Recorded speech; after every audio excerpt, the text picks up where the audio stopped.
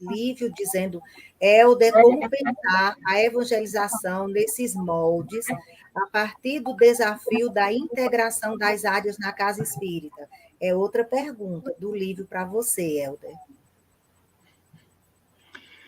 Eu ando um pouquinho irreverente, viu, Lívio? Se nem a FEB deu conta disso ainda, você imagina o Helder, tá? Mas aqui cabe a crítica, mas cabe também a construção. Deixa eu dizer para vocês, na minha trajetória como espírita, eu nunca consegui, e aí eu reputo isso muito, a experiência de contato e de convivência com o Mário Barbosa. A minha formação inicial espírita foi dentro do Vinha de Luz, que é uma casa em Belém do Pará. Quando lá estive, conheci o Mário, conheci o Reinaldo, que esteve com vocês aqui, tantos companheiros. Não havia uma distinção entre evangelização e trabalho assistencial espírita. Não havia uma diferença entre o trabalho mediúnico e evangelização.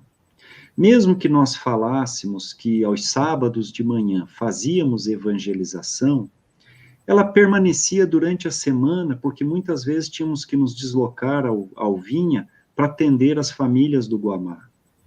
Né? E quantas vezes a espiritualidade amiga, depois de um trabalho lindo, maravilhoso, estávamos esgotados e em êxtase de toda aquela manhã de trabalho com quase 200 meninos e meninas lá no bairro do Guamá, os espíritos amigos vinham e diziam assim: vocês ainda não derrubaram os muros da casa espírita, eles ainda não se sentem pertencentes a essa casa.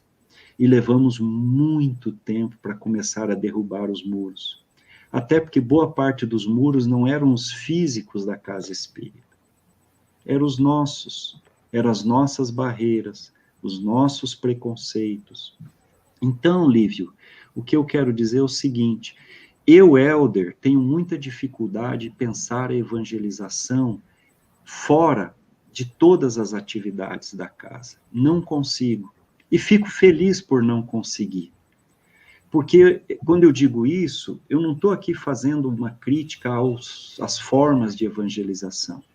Talvez para alguns grupos de crianças, de adolescentes, de jovens, determinada forma, né, programática de estudo do espiritismo seja importante na formação dessas crianças e jovens que têm muitas condições materiais de vida socioeconômica melhor, e é uma oportunidade de estudo e de convivência com os companheiros. Embora já não esteja sendo tão fácil a evangelização nesses moldes, mesmo nas casas com poder aquisitivo maior.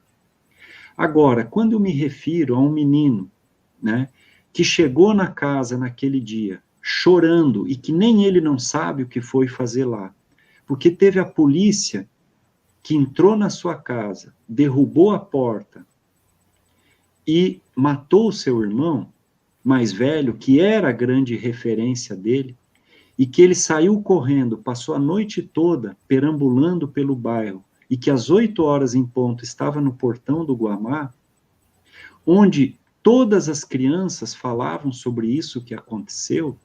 Nesse momento é muito difícil falar de Jesus.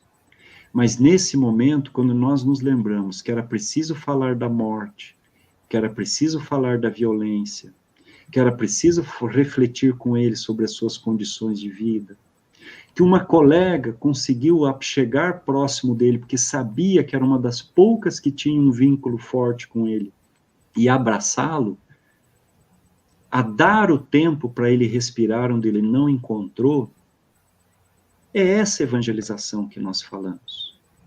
Passamos por mais de um mês falando sobre reencarnação e sobre as diferentes maneiras de compreender a violência, o desencarne, a morte, por uma situação do cotidiano. São essas dificuldades que exigem tanto diálogo. São os temas que são colocados no dia a dia. E essa evangelização, ela aparece no trabalho com as crianças, ela aparece nas famílias que nós vamos acompanhar, ela aparece no esclarecimento doutrinário e sempre aparece no trabalho mediúnico, porque nós vamos atender esses irmãos, direto ou indiretamente, nos trabalhos. E aí eu me pergunto, aonde está a evangelização aí? Então ela não é uma única e exclusiva tarefa. Agora, é muito difícil, mas não é só para evangelização não, Lívio. Nós, na assistência social, às vezes também, nos colocamos como o trabalho mais importante da casa espírita. O verdadeiro trabalho espírita é feito apenas pela assistência. Engano. Precisamos de uma boa formação doutrinária, precisamos de um apoio espiritual importante de todo o atendimento mediúnico. Nós, trabalhadores, somos fragilizados no nosso trabalho, é difícil lidar com as situações.